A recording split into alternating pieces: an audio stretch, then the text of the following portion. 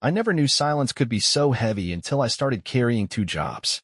My name's Elias, and I'm 27, though I feel twice that most days.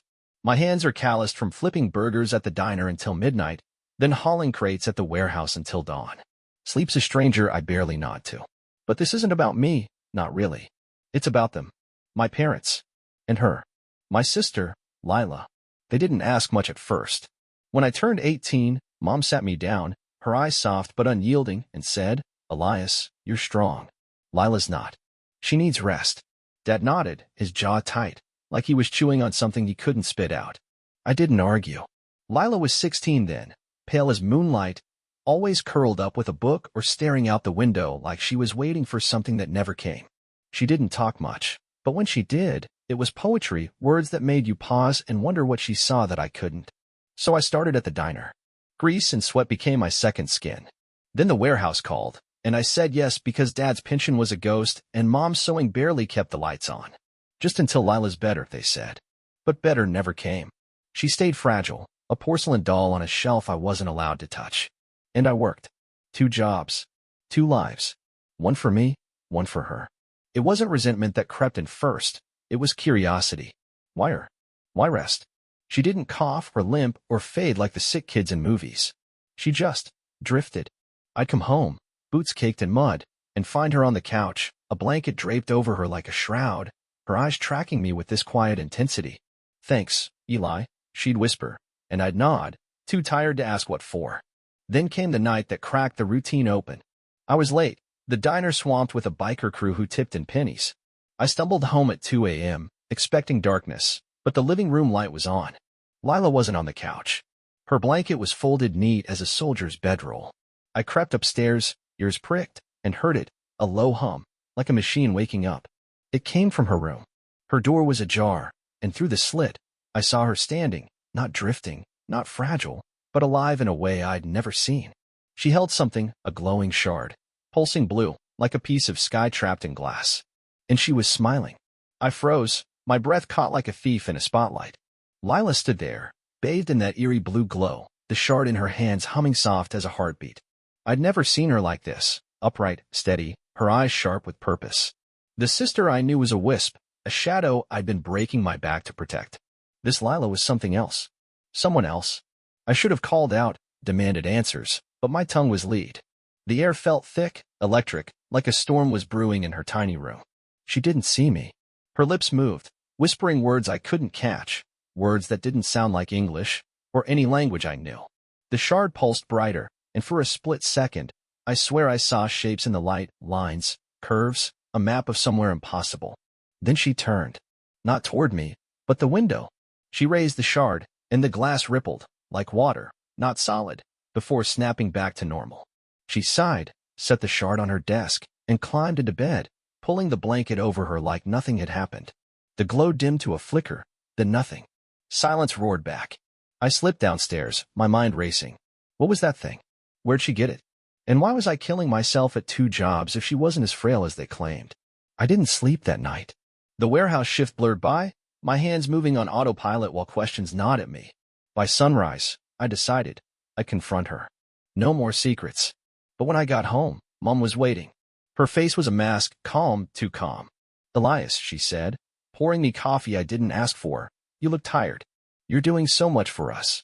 Her voice was honey, but her eyes were steel. "Lila's resting. Don't wake her." "I saw her last night," I blurted. She wasn't resting.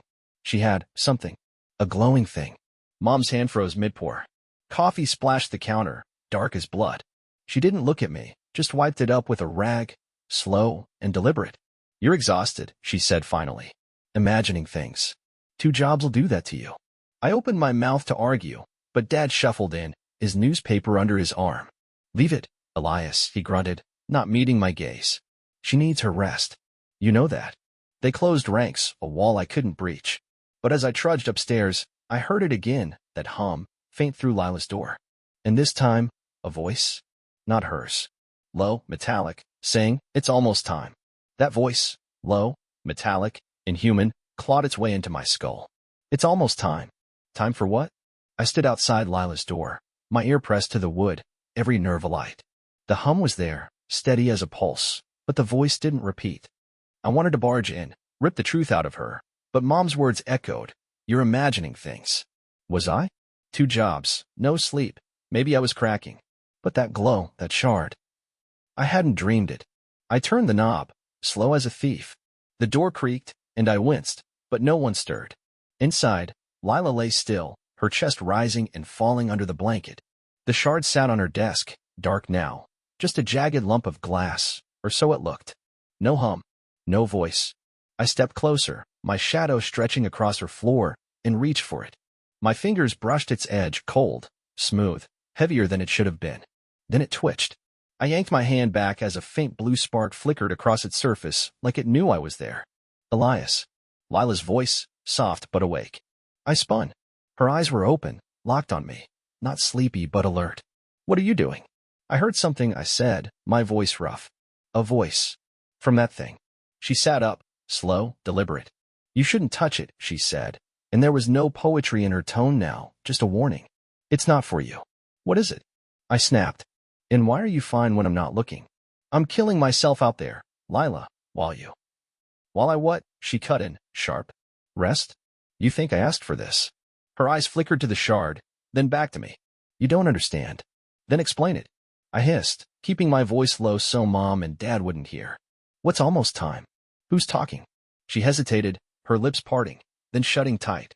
Go to work, Elias, she said finally. You're late. I stormed out, fury and confusion boiling in my chest. But at the diner that night, flipping burgers, I couldn't shake it. The voice. The shard.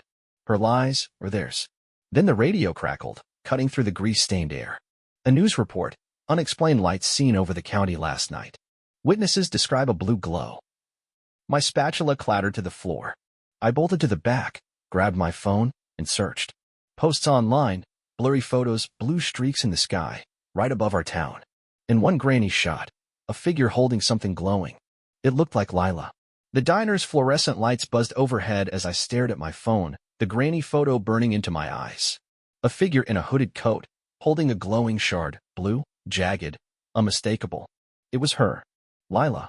My sister, who couldn't lift a grocery bag without wincing, out in the night wielding something unearthly. The timestamp, 1:47 a.m. I'd seen her with it at 2 a.m. She'd been outside. Elias. Order up. My boss's bark snapped me back. I shoved the phone in my pocket, hands trembling as I plated fries. The diner blurred, customers chewing, grease popping, radio droning, but my mind was on that photo. Who took it? Why? And what was Lila doing while I broke my back for her rest? I barely made it through the shift. At the warehouse, I hauled crates in a daze, the photo replaying like a bad dream. By dawn, I was home, boots thudding on the stairs. Her door was shut. No hum. I didn't knock, just crashed on my bed, exhaustion winning for once. But sleep brought no peace. I dreamed of blue light swallowing the sky, Lila laughing as I sank into shadow. Morning came too fast. Mom was at the stove, Dad at the table, same as always. Rough night? Mom asked, sliding me eggs. I nodded, watching her. Did she know? Did he? I couldn't ask, not yet. I needed proof. Lila still asleep? I said, casual as I could manage. Like always, Dad grunted, flipping his paper. But his fingers tightened on the edges, just a little. I waited till they were distracted, Mom at the sink, Dad in the bathroom, then slipped into Lila's room. The shard was gone. Her desk was bare, her blanket rumpled. My heart sank. I rifled through drawers, under the bed, nothing. Then I sighed, a scrap of paper tucked in her pillowcase. Scrawled in her handwriting, meet me at the old mill. Midnight. Don't tell them. The old mill, abandoned, rotting, a mile out of town. Why there? I pocketed the note, pulse racing. At the diner that night, I kept my head down, but the radio caught me again. More sightings reported. Experts baffled by blue anomalies. I clocked out early, claiming a stomach bug, and headed home to wait. 11:30 p.m. I slipped out, the note a hot coal in my pocket. The mill loomed ahead, skeletal in the moonlight. I saw her silhouette first, Lila, standing by the riverbank. She turned, the shard glowing in her hands. You came, she said, smiling faintly. Good. We're running out of time. Lila's voice cut through the night, calm but urgent. We're running out of time. The shard pulsed in her hands, its blue light dancing on the river's surface, turning the water into a mirror of stars. I stood there, 10 feet from her, the old mill creaking behind us like it was listening. My mouth was dry, my mind a tangle of questions, but all I managed was, time for what? She didn't answer right away. She stepped closer to the riverbank, her shadow stretching long and thin. You weren't supposed to see it, she said, glancing at the shard. Not yet. But you're here now, so I guess it's fate. Fate. I laughed, harsh and hollow. I'm here because I'm tired, Lila. Tired of lies. Tired of 2 jobs while you play with, whatever that is. What are you doing? What's it for? Her eyes met mine, and for the first time, I saw fear in them, not weakness, but something raw, real. It's not a game, she said. It's a key. And I'm not the one who chose it or you. A key to what? I pressed, stepping closer. The air buzzed, the shard's hum growing louder, vibrating in my bones. She opened her mouth, then stopped, her gaze snapping past me. I turned. Nothing but shadows and the mill's broken windows. But she grabbed my arm, her grip strong, not fragile, and pulled me toward the mill. Inside. Now. I stumbled after her, too stunned to resist. The mill smelled of rot and rust, its floor littered with debris. She shoved the shard into her coat, dimming the light, and crouched behind a rusted machine. Quiet, she whispered. They're close. Who? I hissed, crouching beside her. My heart hammered. Then I heard it, footsteps, slow and deliberate, crunching outside. Not 1 pair. 2. Maybe more. Elias, she said, her voice barely audible. You trust me, right? Do I have a choice? I shot back. She smiled, faint and sad. Not anymore. She pulled the shard out again, its glow flaring briefly before she pressed it to the floor. A line of light shot out, tracing a circle around us. The air shimmered, and the footsteps stopped. Silence fell, thick and unnatural. What did you do? I whispered. Saved us, she said. For now. She stood, brushing dust off her knees. They've been watching me. Watching you too, I think. Because of what's coming. Coming from where? I demanded. She pointed up, not at the ceiling, but beyond it. Out there. The shard pulsed once, bright as a scream, and I swear I heard the sky answer. The shard's pulse faded, but the echo lingered, a low rumble, like thunder rolling in from nowhere. I stared at Lila, her finger still pointing up, her face lit by the faint blue glow. Out there. I said, my voice cracking. What's that supposed to mean? The sky? Space? What are we even talking about? She lowered her hand, her expression unreadable. More than you're ready for, she said. But you'll have to be. It's already started. I grabbed her shoulders, gently, but firm enough to make her look at me. Lila, stop talking in riddles. Who's watching us? What's coming? And why am I the last to know? She didn't pull away. You're not the last, she said. Mom and Dad, they don't know everything. Just enough to keep you working. To keep me here. I let go, stepping back, the words hitting like a punch. They're in on this? Not like you think, she said quickly. They're scared, Elias. They've been scared since I found it. She held up the shard, its light steady now, hypnotic. 3 years ago, in the woods. It wasn't glowing then, just a rock, I thought. But it spoke to me, told me to wait. Spoke. I said, incredulous. It's a thing, not a person. It's more than that, she snapped. It's alive. And it's not the only one. Before I could argue, the mill shuddered. Dust rained from the rafters, and a sound, like metal scraping metal, screeched outside. Lila grabbed my wrist, yanking me deeper into the shadows. They're back, she hissed. Don't move. The circle of light she'd drawn flickered but held. Through a crack in the wall, I saw them, figures in dark coats, faces hidden, circling the mill. One held something that glinted, not a gun but a device, scanning the air. They stopped where we'd stood by the river, then turned toward the mill, slow and deliberate. Who are they? I whispered. Collectors, she said. They want the shard. They've been hunting it, and me since I activated it. Activated it? I echoed. When? Last night, she said. When you saw me. I didn't mean for you to, but maybe that's why it's speeding up. The screech came again, louder, and the shard flared in her hand. The figures outside froze, then scattered, vanishing into the dark. Lila exhaled, shaky. They'll be back, she said. We need to move. Move where? I demanded. She met my eyes, her voice steady. To the source. Where I found it. It's calling us. Above, the sky rumbled again, and this time, I saw it, a streak of blue, tearing through the clouds. The blue streak split the sky, then vanished, leaving the night heavier than before. Lila's words hung between us. It's calling us. I wanted to laugh, to call her crazy and storm home, But the mill's walls still trembled from that unearthly screech, and those figures, collectors, she'd called them, weren't figments of my sleep-deprived mind. This was real. Too real. Where's the source? I asked, my voice steadier than I felt. The woods, she said, already moving toward the mill's back door. Past the river, maybe 2 miles. I'll show you. I followed, my boots crunching on broken glass. And Mom and Dad, they just let you keep this thing? She paused, her hand on the rusted doorknob. They think it's a curse, she said. They caught me with it once, a year ago. I told them it makes me weak, that's why I rest. They believed me. It was easier that way. Easier. I snapped. For who? I've been working myself to death. For me. She cut in, her voice sharp. To keep them off my back. To keep this safe. She tapped the shard, now tucked in her coat. I didn't ask for 2 jobs, Elias. I didn't ask for any of it. I swallowed my retort as she pushed the door open. The night air hit us, cold and damp, the river gurgling nearby. We crossed it on a rotting plank bridge, then plunged into the woods. Trees loomed, thick and silent, their branches clawing at the sky. Lila moved like she knew the way, her steps sure despite the dark. How'd you find it? I asked, ducking a low branch. I was running, she said. From them, the collectors. I'd snuck out, just walking, when I saw lights in the trees. Not blue, white, blinding. I hid, but they saw me.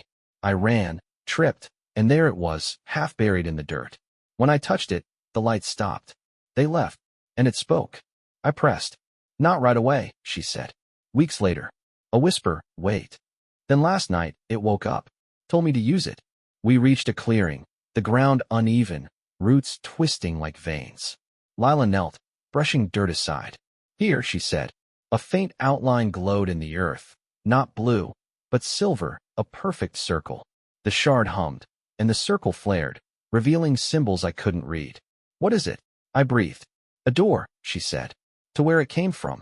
Before I could ask more, the trees rustled. Not wind, movement. Lila grabbed my arm. They're here, she whispered. Run. The shard blazed, and the silver circle pulsed, as if daring us to step through. The silver circle pulsed underfoot, its light slicing through the dark woods like a blade. Lila's grip tightened on my arm, her nails digging in. Run, she'd said, but now she froze, eyes locked on that glowing ring. The shard in her hand blazed blue, syncing with the circle's rhythm. The rustling in the trees grew louder, footsteps, too many, closing in. Run where? I hissed, my pulse racing. They're all around us. Not out, she said, her voice trembling but firm. Through. She pointed at the circle. It's open now. We have to go. Go.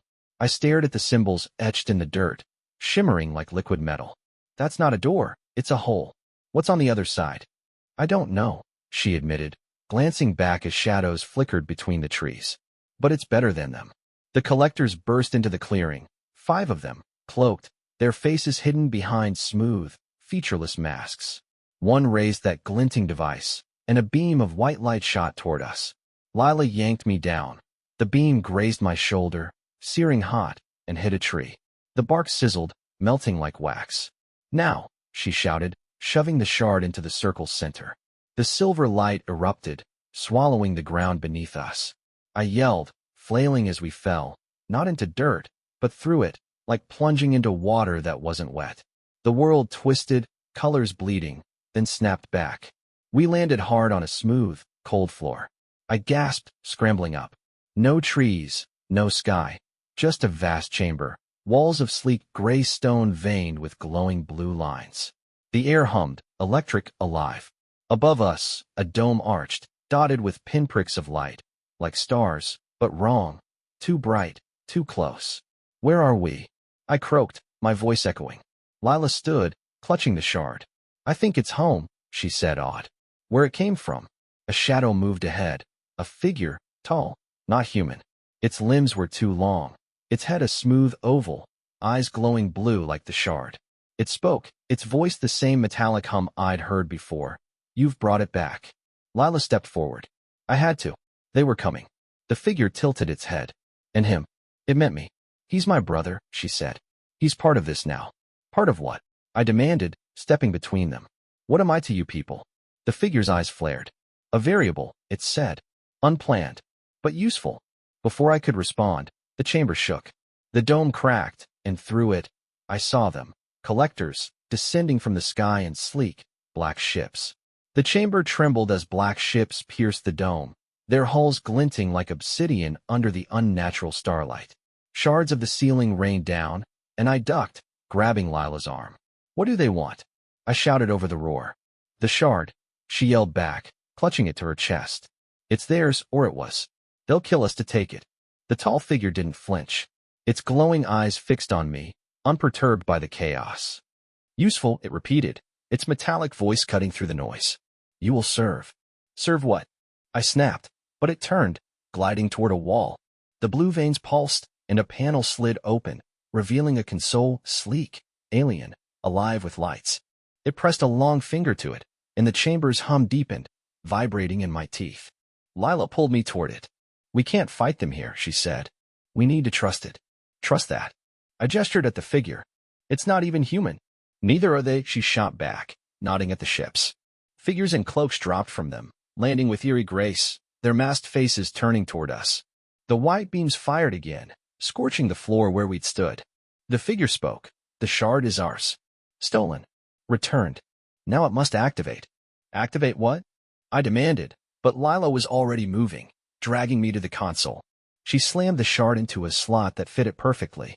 The chamber flared blue, the walls trembling as energy surged. The collectors froze, their devices sparking, then charged. "Stop them," the figure commanded, its voice sharp for the first time. I didn't think, just acted. I grabbed a fallen chunk of the dome, heavy as iron, and hurled it at the nearest collector. It staggered, mask cracking, revealing not flesh but circuits, metal and wire, glowing faintly. Robots? Androids? I didn't care. I kept throwing, adrenaline burning away my exhaustion. Lila worked the console, her hands shaking. "It's waking up," she said. "The whole place, it's a beacon." "A beacon for what?" I shouted, dodging a beam that singed my hair. She didn't answer. The figure did. "For us. To return." The dome shattered fully, and beyond it, the sky, or whatever it was, split. A massive shape descended, vast and shimmering, dwarfing the collector's ships. Not a ship, a city, floating, alive. And then I saw it, my face, reflected in the console, glowing blue. Not my eyes, my veins. "You're the variable," the figure said. "The shard shows you, too." My reflection stared back, veins glowing blue under my skin, pulsing in time with the shard's light. I stumbled back from the console, hands trembling. "Chose me?" I rasped. "What does that mean?" The figure loomed closer, its voice a calm hum amid the chaos. "The shard binds. It marks. You touched it. You're its anchor now." "Anchor?" I whirled on Lila, who stood frozen by the console, her eyes wide. "Did you know?" "No," she whispered, but her gaze flicked away, guilty, uncertain. "I thought it was just me. Until last night, when you saw it." Above, the floating city descended, its edges shimmering like glass, dwarfing the collector's ships. Their beams faltered, their masked forms retreating as the chamber shook harder. The beacon, whatever Lila had activated, was calling this thing down, and I was part of it. My blood hummed, alive with something not mine. "Why me?" I demanded, turning to the figure. "I didn't ask for this." "It does not ask," it said. "It takes. Your labor, your strength it saw. It chose. My labor. 2 jobs. Years of breaking my back for her for them. The shard hadn't just marked Lila, it had watched me, fed on my sacrifice. The movie reveal hit me like a freight train. I wasn't the brother saving his sister. I was the battery powering their escape. The collectors rallied, firing again, but the city's light swallowed their beams. A wave of energy pulsed from it, and they crumpled, circuits sparking, masks shattering. The figure raised a hand, and the console flared. "It is done," it said. "We return." "No." I lunged for the shard, yanking it free. Pain seared through me, blue light exploding from my hands, but I held on. "You don't get to use me and leave." Lila grabbed my arm. "Elias, stop. You'll kill yourself." "Maybe I should have stopped years ago," I spat, the glow spreading up my arms. "Instead of carrying you all." The figure tilted its head. "You refuse." "I choose," I said, and smashed the shard against the console. It shattered, light erupting, then fading. The city stalled, trembling. The chamber darkened, the hum dying. Lila sank to her knees, sobbing. The figure flickered, then vanished. Above, the city cracked, pieces falling like stars.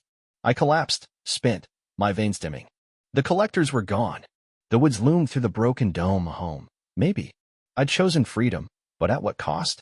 As Lila reached for me, I wondered if I'd ever know.